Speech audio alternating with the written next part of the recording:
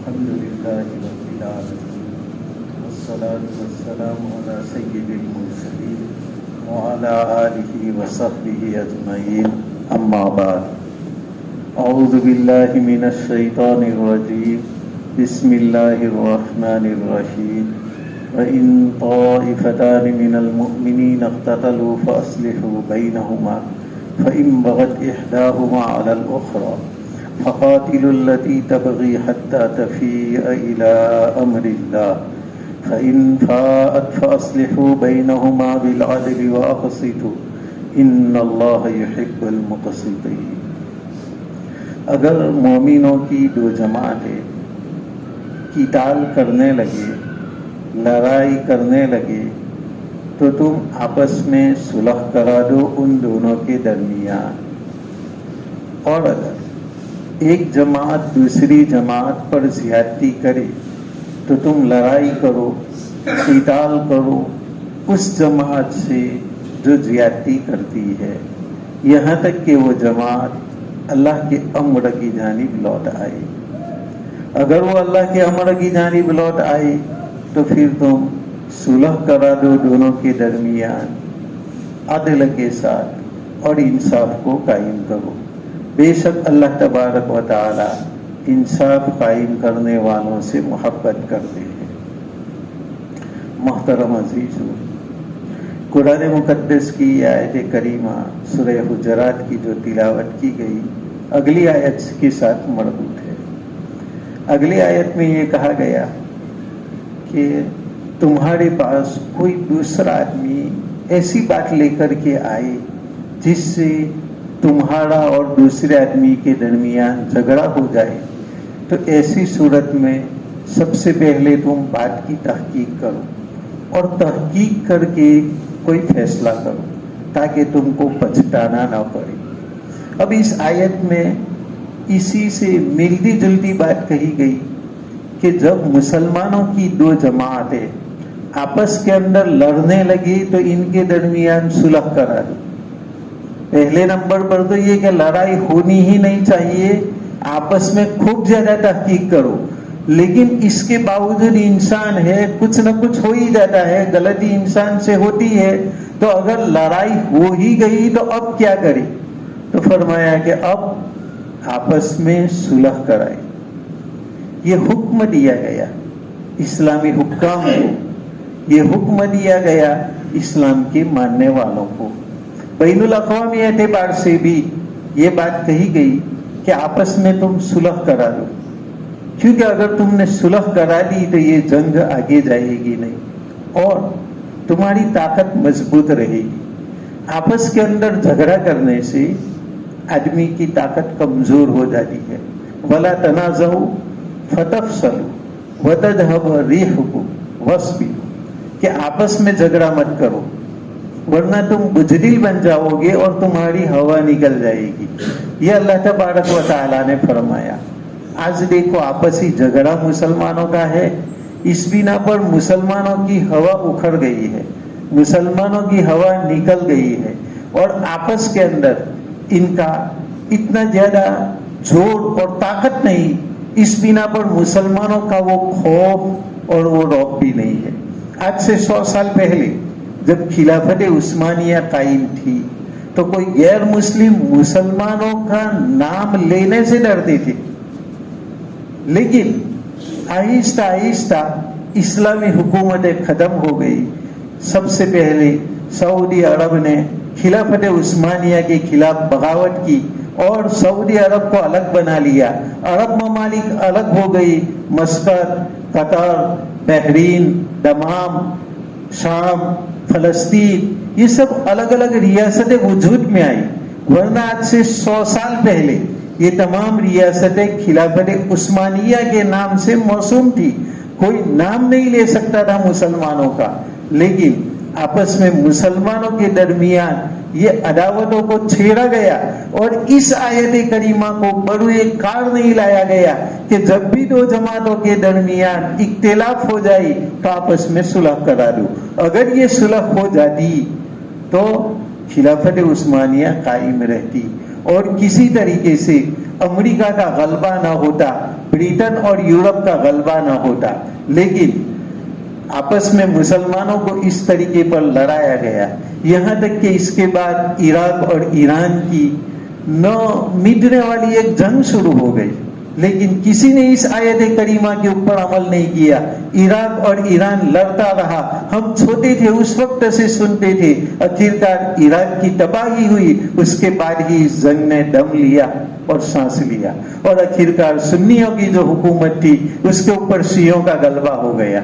ऐसा क्यों हुआ कि मुसलमानों की दो जमातें आपस में लड़ रही थी, लेकिन इनमें कोई सुलह कराने वाला मौजूद नहीं था।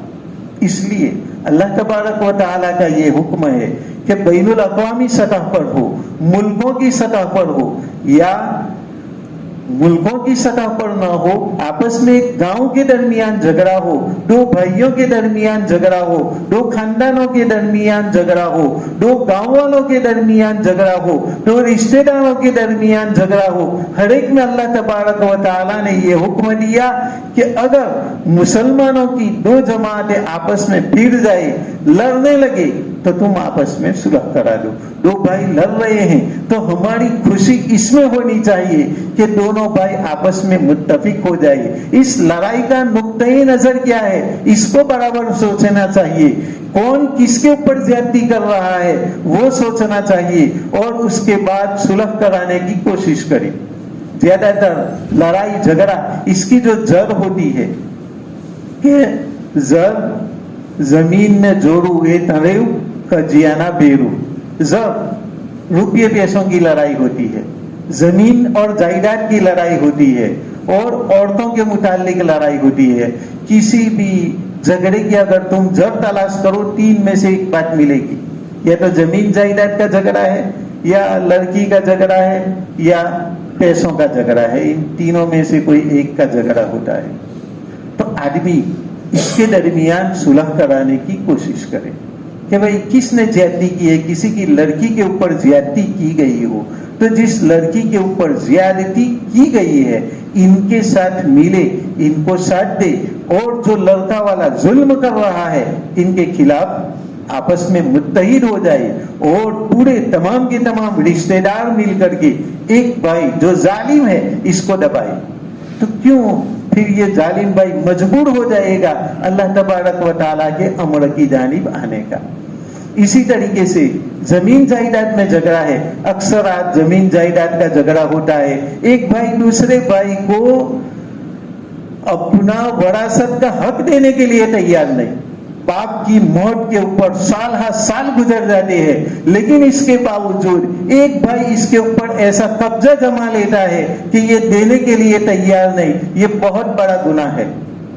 बल्कि शरीयत का ये हुक्म है कि बाप का जनाजा दफन हो जाए, दफन हो जाने के बाद तजहीज और तकफीन सब खत्म हो गया, तो इसके बाद आपस में सबसे पहला यही काम होना चाहिए कि आपस में जायदाद को तकसीम कर लिया जाए। ज्यादातर झगड़े इसी वजह से है, इसलिए कि बाप ने जो माल छोड़ा है इसमें से कुछ भी सदका करना जायज नहीं है जब तक कि तुम आपस में इसको तकसीम न कर लो। अभी तो बाप मर गया, 5-6 भाई है, और बाप के कपड़े और सब कुछ सदका कर दिया जाता है, हालांकि इसमें सबका हिस्सा है। और वो कहते हैं कि भाई कपड़े में कैसा हिस्सा, भाई कपड़े में क्यों हिस्सा नहीं? तो कहा नहीं, बाप का कपड़ा हम नहीं पहन सकते, बाप की घड़ी हम नहीं पहन सकते, इसमें किसी का हिस्सा नहीं, सदका करो। तो बाप के घर में रह सकते हो, इसको भी तो सदका कर दो। बाप की जमीन को तुम खेती करते हो, बाप की जमीन में, तो क्या इसमें खेती कर सकते हो? फकत बाप के कपड़ों को ही सदका करना जरूरी हो गया, बस।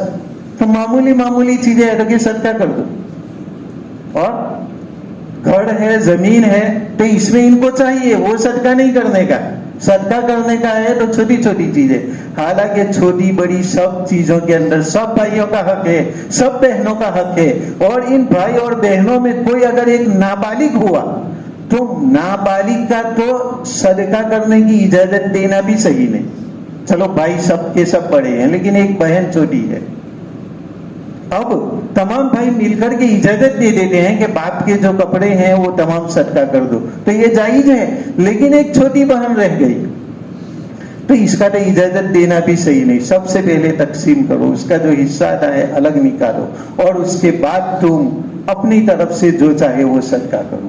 یا بھائیوں میں سے ایک بھائی چھوٹا ہے, یتیم ہے, تو اس کا صدقہ کرنا بھی صحیح نہیں, کیونکہ وہ بیچارہ تو ابھی چھوٹا ہے, اس کو تو کوئی اپنا اچھا بھلا کچھ معلوم نہیں ہے, اس لیے اس کی طرف سے صدقہ کرنے والا تو اس کا باپ تھا, لیکن وہ باپ تو مر چکا ہے, تو اب بھائیوں کو اس کے اوپر تصرف کرنے کا کوئی حق نہیں ہے.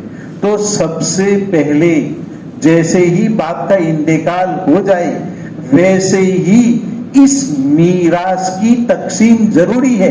آج کل اس میں غفلت ہے, اہل علوم میں بھی غفلت ہے, یہاں تک کہ جو اپنے آپ کو دیندار کہتے ہیں وہ دیندار اپنے آپ کو کہنے والے بھی تقسیم نہیں کرتے, اور تقسیم کرانے کے اندر حصہ بھی نہیں لیتے. حالانکہ آج دینداروں کا کام یہ ہونا چاہیے, لیکن جنہوں نے دینداروں کا جولا پہنا ہے وہ کبھی بھی ایسا کام نہ کریں گے اور نہ ہونے دیں گے, بلکہ وہ صحیح تقسیم ہو رہی ہو اس کو بھی الجھا دینے کے اندر راضی ہے.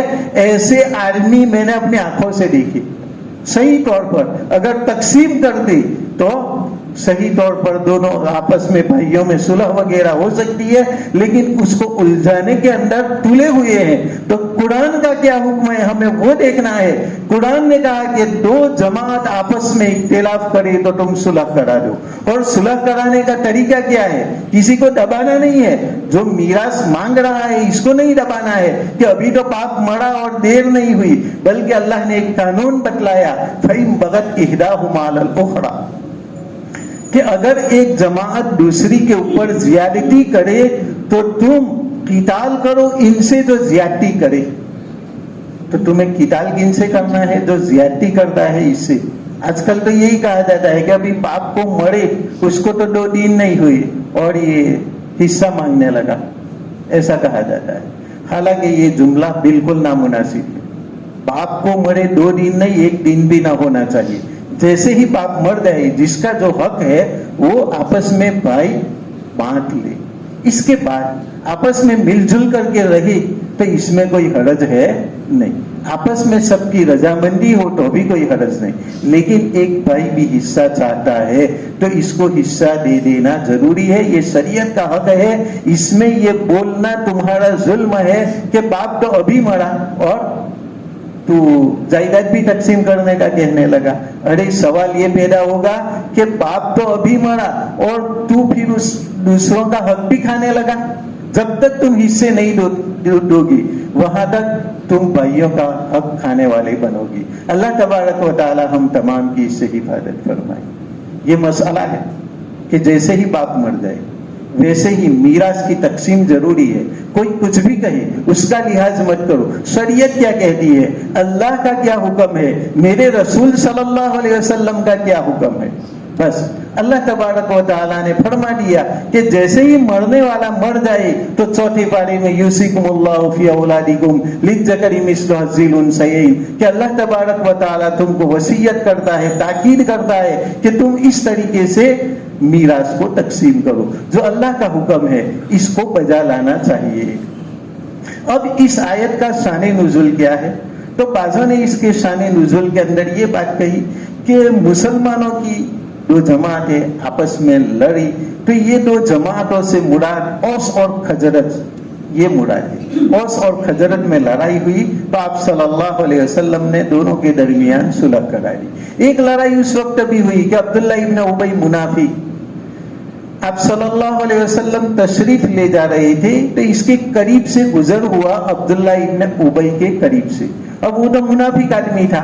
آپ صلی اللہ علیہ وسلم جس گدھے پر سوار تھے اس گدھے نے پیشاب کیا تو اس نے منہ کو اس طریقے سے بند کر دیا اور آپ صلی اللہ علیہ وسلم کی جانب ذرا کڑوی نگاہ سے دیکھا اور یہ کہا کہ بہت بدبو آ رہی ہے. تو چند صحابہ کرام نے کہا کہ خدا کی قسم آپ صلی اللہ علیہ وسلم کے گدھے کے پیشاب کی بدبو تیرے مشک سے بھی زیادہ پسندیدہ ہے. یہ تو صحابہ کرام تھے ان کی محبت تھی, ان کی محبت آپ صلی اللہ علیہ وسلم کے پسینے کو بھی مشک اور عنبر سے زیادہ خوشبودار مانتے تھے, اور باقاعدہ آپ صلی اللہ علیہ وسلم کا پسینہ چند صحابہ اور صحابیات کے پاس جمع تھا, ان کو وہ اپنی خوشبوؤں کے اندر ملاتے تھے اور کہتے تھے کہ خدا کی قسم مشک عنبر سے بھی یہ پسینہ زیادہ خوشبودار ہے. تو ان صحابہ کرام نے کہا کہ آپ صلی اللہ علیہ وسلم کے گدھے کے پیشاب کی بدبو بھی تیری مشک سے بھی زیادہ پسندیدہ ہے. اس میں تو میں ہو گئی اور مسلمانوں کی دو جماعتوں کے درمیان جھگڑا ہو گیا, تو پھر آپ صلی اللہ علیہ وسلم نے دونوں کے درمیان صلح کرا دی. بعضوں نے اس کا شان نزول یہ بتلایا کہ ام زید نامی ایک عورت تھی, اس نے اپنے شوہر عمران ان سے کہا کہ مجھے اپنے میکے جانا ہے. شوہر نے انکار کر دیا کہ تجھے میں میکے تیرے باپ کے گھر نہیں جانے دوں گی, اور ان کو بالا خانہ جو اوپر کا گھر ہے اس اوپر والے گھر میں ان کو رکھ دیا کہ تو اوپر چلی جا, نیچے سے تو کبھی بھی جا سکتی ہے, لیکن اوپر والے بالا خانے میں اس کو قید کر دیا. اب عورت نے اپنے میکے والوں کو خبر کر دی کہ مجھے گھر آنا ہے مجھے, لیکن انہوں نے تو مجھے اس طریقے سے بالا خانے میں قید کر دیا. تو عورت کے گھر والے یہاں پر آتے ہیں اور آ کر کے عورت کو بالا خانے سے نیچے اتارتے ہیں گھر لے جانے کے لیے. شوہر گھر پر نہیں تھا تو شوہر کے گھر والوں نے شوہر کے رشتے داروں کو بلایا, شوہر کے چچا جات بھائی آ گئی, اور یہ چچا جات بھائی آئے اور انہوں نے ام زید کو روکنا چاہا, اور ام زید کے گھر والے اس کے بھائی بہن تھے وہ لے جانا چاہتے تھے. اس طریقے سے آپس میں تو میں بہت زیادہ ہو گئی. آپ صلی اللہ علیہ وسلم کو اس کی اطلاع ہوئی تو آپ صلی اللہ علیہ وسلم نے دونوں کے درمیان صلح کرائی. تو بہرحال یہ صلح ملکی سطح کے اوپر بھی ہے, اور یہ صلح دو بھائیوں کے درمیان یا دو خاندانوں کے درمیان جھگڑا ہو ان کے بارے میں بھی ہے. یہاں پر دو رشتے داروں کے درمیان جھگڑا یہ ام زید اور اس کے میکے والوں کے درمیان ہوا, یہ دو خاندانوں کے درمیان والا جھگڑا تھا. عبداللہ ابن ابی منافق اور آپ صلی اللہ علیہ وسلم یہ دو بستیوں کے درمیان کا جھگڑا تھا. تو چاہے دو بستیوں کے درمیان جھگڑا ہو, دو بھائیوں کے درمیان جھگڑا ہو, ان تمام صورتوں میں صلح کرانے کی کوشش کرے. بعض لوگوں کی یہ عادت ہوتی ہے کہ ادھر بھی جاتے ہیں اور ادھر بھی جاتے ہیں, اور بعض لوگ یہ سوچتے ہیں کہ ہم ان کی بھی چائے پیئیں گے ان کی بھی چائے پیئیں گے. بھائی 5-10 روپے کی چائے کے اندر اپنا ایمان کیوں بگاڑتے ہو, اپنی آخرت کیوں خراب کرتے ہو, اپنی قبر کو کیوں خراب کرتے ہو. بلکہ چائے اگر تمہیں پینا ہے تو اپنے پیسوں کی پی لو, لیکن یہاں پر صلح سے کام لو. یہاں پر دیکھو حق بجانب کون ہے, میرا اللہ کیا کہہ رہا ہے. تو میرے اللہ نے تو پہلے نمبر پر کہا فَأَصْلِحُوا بَيْنَهُمَا, کہ آپس میں جھگڑا ہو تو پیٹرول ڈالنے کی کوشش مت کرو, ماچس سے تیلی سے جلانے کی کوشش مت کرو, کیروسین ڈالنے کی کوشش مت کرو, دیا سلائی سے اس کو زیادہ مت جلاؤ, بلکہ یہ لڑائی جتنی جلدی ختم ہو اتنی زیادہ بہتر ہے. کیونکہ لڑائی کی چنگاری جب بڑھتی ہے تو یہ چنگاری کی طرح آپس میں بڑھتی ہی رہتی ہے. چنگاری کو اگر تم بجھاؤ گے نہیں تو آہستہ آہستہ اس کا تو انگارہ بن جائے گا, لاوا بن جائے گا, بستیوں کو جلا دے گا. اس لیے لڑائی تھوڑی سی دو بھائیوں کے درمیان ہو رہی ہے, وہیں سے تم صلح کرانے کی کوشش کرو. مہد چائے پینے کے لیے, مہد ان کا ناشتہ کھانے کے لیے ان کی طرف کبھی بولتے ہیں کبھی ان کی طرف بولتے ہیں, شریعت کا لحاظ نہیں کرتے. یہ باقاعدہ اپنی آخرت کو خراب کر رہے ہیں. اللہ نے فرمایا صلح کرانے کی کوشش کرو, دونوں کے درمیان صلح ہو جاتی ہے تو والصلح خیر, صلح سے بہتر کوئی چیز نہیں ہے. اللہ تبارک و تعالی جنت کے درمیان تمہیں مقام دے گا اگر تم صلح کی کوشش کرو گے.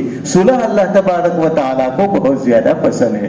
تو سب سے پہلے صلح کی کوشش کرو, اور اگر صلح کے لیے تیار نہیں ہے تو دونوں تیار نہیں ہے تو اگر حکومت اسلامی ہے تو دونوں کے ساتھ باغی جیسا سلوک کرے گی اور دونوں کی سرکوبی کرے گی, یہاں تک کہ کوئی ایک فریق بھی راضی ہو جائے کہ ہم حق پر چلنے کے لیے تیار ہے, تو جو حق کے اوپر راضی ہو گیا ہے ان کی طرفداری میں لڑو, اور دوسرا جو حق کے لیے تیار نہیں ہے ان کے خلاف تم لڑائی کرو. تو ہمیں ایسے نہیں بیٹھے رہنا ہے دو آدمیوں کے درمیان لڑائی ہو کہ بھائی مجھے کیا، یہ لوگ تو لڑتے رہیں گے. نہیں، اللہ کا یہ قانون ہے، قرآن کا یہ فیصلہ ہے کہ تمہیں ایک طرف ہو کر کے نہیں بیٹھنا ہے، بلکہ جب تک تمہارے اندر طاقت ہے تم آپس میں صلح کرا سکتے ہو یا آپس میں حق کا ساتھ دے سکتے ہو، وہاں تک تمہیں یہ کام کرنا ہے.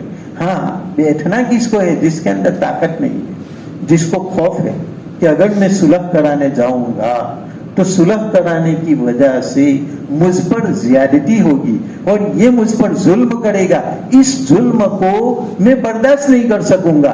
اگر ایسے ہمارے حالات ہیں، ہم اتنے اگر بزدل بن چکے ہیں، تو ایسی صورت میں ہمارے لیے یہ جائز ہے کہ ہم بیٹھے رہے اور وہ جو جھگڑا کرتے ہیں وہ کرنے دے. لیکن اگر اللہ تبارک و تعالیٰ نے قوت دی ہے تو اللہ نے تو یہ فرمایا فَإِن بَغَتْ إِحْدَاهُمَا عَلَى الْأُخْرَى فَقَاتِلُوا الَّتِي تَبْغِي، کہ ایک دوسرے کے اوپر زیادتی کرتا ہے تو تم زیادتی کرنے والوں کے ساتھ قتال کرو، مظلوم کے ساتھ ہو جاؤ. آپ صلی اللہ علیہ وسلم نے فرمایا کہ انصر الظالم والمظلوم، ظالم کی بھی مدد کرو، مظلوم کی بھی مدد کرو. اب شروع زمانے میں یہ رواج تھا. آپ صلی اللہ علیہ وسلم کی بعثت سے پہلے، آپ کی نبوت کے ظاہر ہونے سے پہلے لوگ یہ دیکھتے تھے کہ اپنے خاندان والے وہ کیا کہہ رہے ہیں، بس دونوں کے درمیان جھگڑا ہو تو وہ یہ نہیں دیکھتے تھے کہ جھگڑا کس بات کا ہے، حق کیا ہے، بلکہ اس سے پہلے یہ دیکھے جھگڑا کن کا ہے. تو پھر انہوں نے سوچا کہ یہ تو میرے بھائی کا جھگڑا پھلانے سے، بس بھائی کی طرفداری کرتے تھے، دیکھتے نہیں تھے کہ ہمارے بھائی کا ظلم ہے. اور عرب لوگ ایسا کہتے تھے کہ انصر اخاک ظالما او مظلوما، اپنے بھائی کی مدد کر، ظالم ہو تو بھی مظلوم ہو تو بھی. لیکن یہ غلط طریقہ تھا. ہمارے نبی کریم صلی اللہ علیہ وسلم نے آ کر کے اسی جملے کو شرعی اصطلاح کے اندر بدل دیا کہ ہاں یہ بات صحیح ہے کہ اپنے بھائی کی مدد کرو، ظالم ہو تو بھی مظلوم ہو تو بھی. تو دوسرے صحابہ کرام سمجھ گئے کہ یہ تو جاہلیت کا نعرہ، اور ہمارے نبی بھی یہ کہہ رہے ہیں کہ اپنے بھائی کی مدد کرو، ظالم ہو یا مظلوم. آپ صلی اللہ علیہ وسلم نے فرمایا کہ ہاں، اپنے بھائی کی مدد کرو، ظالم ہو تو بھی مدد کرو، اور ظالم کی مدد یہ ہے کہ اس کو ظلم سے روکو. ظالم کی مدد ظلم سے روکو. پہلے زمانے میں یہ تھا کہ بھائی ظالم ہے تو ظالم کی مدد کرو، ظلم کو اور بڑھاؤ. آپ صلی اللہ علیہ وسلم نے فرمایا کہ نہیں، اپنے بھائی کی مدد یہ نہیں کہ وہ ظالم ہے تو اس کو اور زیادہ بڑھاوا دو، اس نے دوسرے کو مارا ہے تو بھی تم اس کی جانب ہو گئے، اس نے دوسرے کے پیسے ہتھیا لیے تو بھی تم اس کی جانب ہو گئے. نہیں، آپ صلی اللہ علیہ وسلم نے فرمایا تمہارے بھائی کی مدد یہ ہے کہ تمہارے بھائی نے کسی کا حق دبایا ہے تو بھائی سے وہ حق نکلواؤ. کہ بھائی تو حق دبا رہا ہے تو قیامت کے اندر تجھے اس کا بدلہ دینا پڑے گا. تو بھائی کی مدد تو یہ ہے. اب تم یہ بھائی کی مدد کر رہے ہو اور بھائی نے حق دبا دیا تو کہ نہیں ملے گا، جا جو ہو سکے وہ کر لینا، ٹھائی کر لیجیے، نہیں ملے لے مرو بھائی سے. ایسا کیا تو اس کی قبر میں اس کا کیا ہوگا؟ ایک ایک پیسے کے بدلے کے اندر تمہارے بھائی کو جب فرشتے کے کوڑے پڑیں گے اس وقت ان کی کیا حالت ہوگی. تو یہ تم نے بھائی کی مدد کی.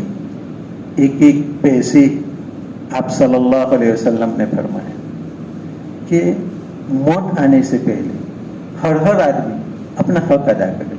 موت آنے سے پہلے ہر آدمی، اس لیے کہ قیامت کے لیے حق ادا کرنے کے لیے ہمارے پاس دینار اور درہم اور روپیے پیسے نہیں ہوں گے قیامت کے لیے. تو اس دن آنے سے پہلے تم اپنا حق ادا کر دو. اس دن اعمال سے بدلے چکائے جائیں گے. ایک مرتبہ آپ صلی اللہ علیہ وسلم نے پوچھا کہ تم جانتے ہو مفلس کون ہے؟ صحابہ کرام نے کہا مفلس وہ ہے جس کے پاس روپیے پیسے نہ ہو، وہ مفلس. آپ صلی اللہ علیہ وسلم نے فرمایا کہ نہیں. میں پوچھتا ہوں صحیح طور پر مفلس کون ہے؟ فرمایا کہ پھر تو اللہ اور اس کا رسول ہی بہتر جانتا ہے.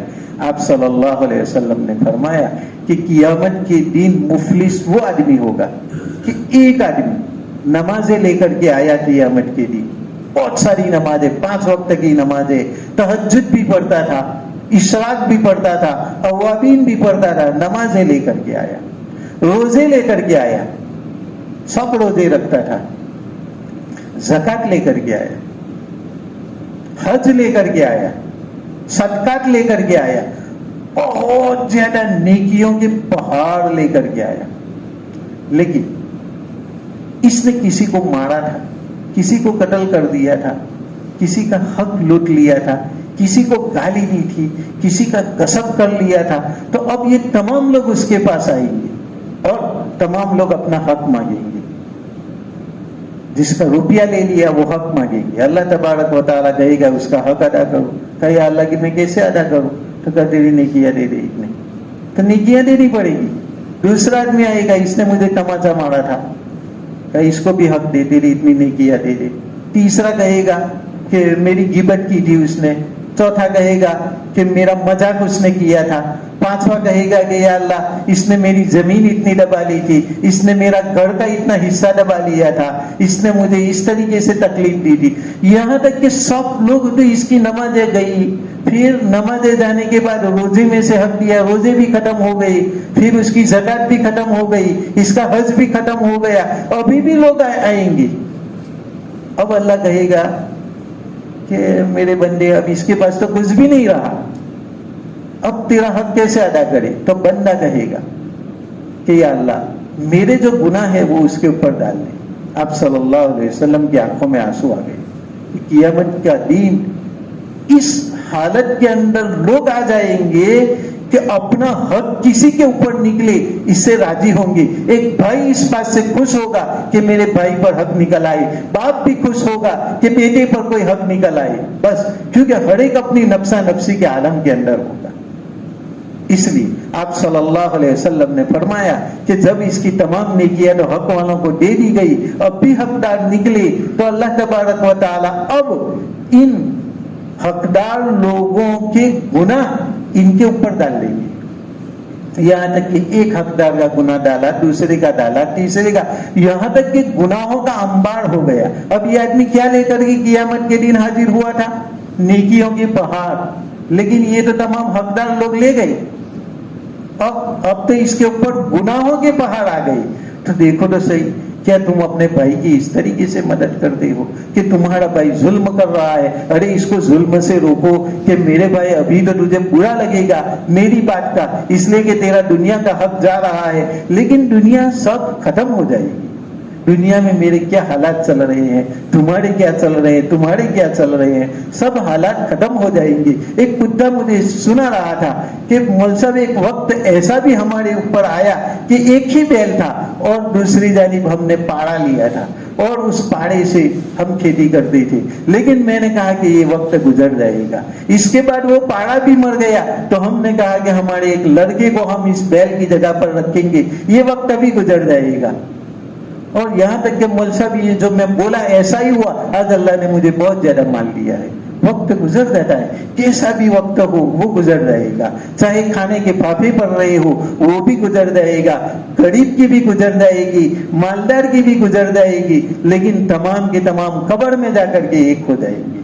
چاہے کتنا بڑا مالدار ہو, بنگلے والا ہو, کوٹھی والا ہو, کیا اپنی قبر کے اندر وہ کوئی پنکھا بھی ڈال سکتا ہے, کوئی گالیچا بھی ڈال سکتا ہے, کوئی اے سی اور کولر بھی ڈال سکتا ہے؟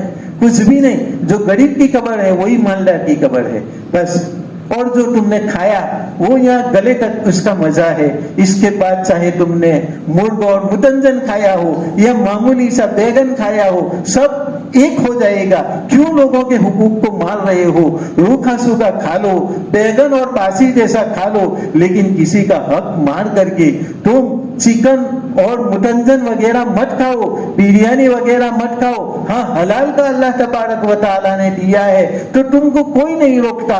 قل من حرم زینت اللہ التی اخرج لعباده والطیبات من الرزق, کہ اللہ نے جو زینت زمین سے نکالی ہے کھانے کی شکل میں, پینے کی شکل میں, پہننے کی شکل میں, اچھے سے اچھا تم کھاؤ, اچھے سے اچھا تم پیو, اچھے سے اچھا پہنو, کسی نے حرام نہیں کیا. قل ہی للذین آمنوا فی الحیات الدنیا خالصۃ یوم القیامہ, یہ مومنوں کے لیے اللہ تبارک و تعالیٰ نے دنیا میں بنایا ہے, اور آخرت میں تو خالص یہ نعمتیں مومنوں کو ملے گی. زینت کی جتنی چیزیں ہیں मोमिनों को ही मिलेगी आखिरत में, काफिरों को लिए कोई नेमत नहीं। तो दुनिया में भी नेमतें हैं मोमिनों के लिए, आखिरत के अंदर भी। लेकिन जो हलाल है, इन हलाल को खाओ, हराम का एक लुकमा भी मत खाओ। अगर लड़ाई हो रही है दो भाइयों के दरमियान और हमारा भाई गलती पर है तो उसका हक पकड़ो। और हमारे नबी सल्लल्लाहु अलैहि वसल्लम फरमा रहे हैं कि ये अपने भाई की मदद है, जालिम भाई की मदद, कि इसका हाथ पकड़ो, इसको जुल्म न करने दो, इसलिए कि तुम इसको जुल्म से बचाओगे तो ये तुम्हारे भाई की मदद है। कल ऐसा नहीं होगा कि तुम्हारे भाई से कोई जालिम, कोई मजलूम आए और तुम उनकी नेकियां ले ले, ये हाल नहीं देखना पड़ेगा। और अभी तुमने ये काम किया कि मेरा भाई है, जो कुछ भी करे, गुनाह करे, करने दो, तो ये भाई की मदद नहीं है, तुम भाई को तबाह कर रहे हो। इसको अच्छी तरीके से याद रखना। अल्लाह और अल्लाह का रसूल जो बतला रहा है वो बात बिल्कुल बरहक है और इसी के अंदर 100% कामयाबी है। और अल्लाह और रसूल के खिलाफ हम बात चलेंगे, इसमें हमारी नाकामी है, लेकिन हमें मालूम नहीं है। हम एक माचिस होती है, माचिस को हम आग बताए कि ये आग है तो तुम मानोगे नहीं कि ये माचिस आग है, लेकिन दर हकीकत माचिस आग है। बस इसकी जो तीली है इसको गंधक के साथ रगड़ने की बात है। जैसे ही गंधक के साथ तुम रगड़ोगे तो इसके अंदर से आग जाहिर हो।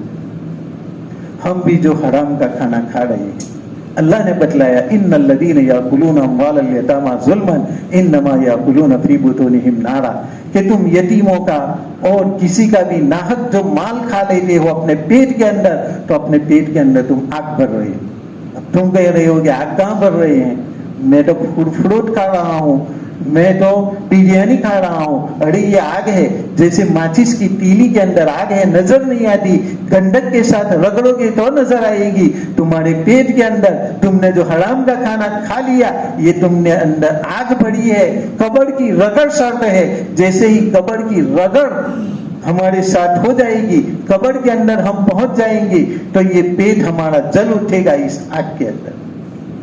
तो कुरान जो कह रहा है वो बिल्कुल सच्ची बात कह रहा है। इसलिए अगर मुसलमानों की दो जमातों के दरमियान आपस के अंदर इख्तिलाफ हो जाए तो इनके दरमियान सुलह कराने की कोशिश करो और अपने अपने भाइयों का हक फौरन अदा कर दो। 20-20, 25-25 साल होते हैं तो भी हक अदा करने का नाम नहीं लेते और ऊपर से बोलते हैं कि यार हम खा जाने वाले हैं। तो 25 साल तक क्या किया, खाया नहीं, डकार भी नहीं ली खा करके, और कह रहे हैं कि क्या खा जाने वाले हैं। किसी दुकानदार का हक अदा नहीं करती, दुकानदार बेचारा इंतजार कर रहा है कि आज देंगे कल देंगे, फिर दुकानदार मुतालबा करता है 1 साल के बाद कि भाई दे दो, नहीं तो क्या तुम्हारा पैसा खाई जवाना, तो भाई खा गया तो भी बोल रहा है कि खाई जवाना। तो क्या किया तुमने, खाया नहीं तो फेंक दिया था, दुकान से जो लिया वो खा तो गए और ऊपर से कह रहे हैं कि खा गए। नहीं, ये जवाब एक मोमिन के लायक नहीं है, बल्कि हक उसका वक्त आने से पहले तुम हक को अदा कर दो। यही हमारी सही जिंदगी है।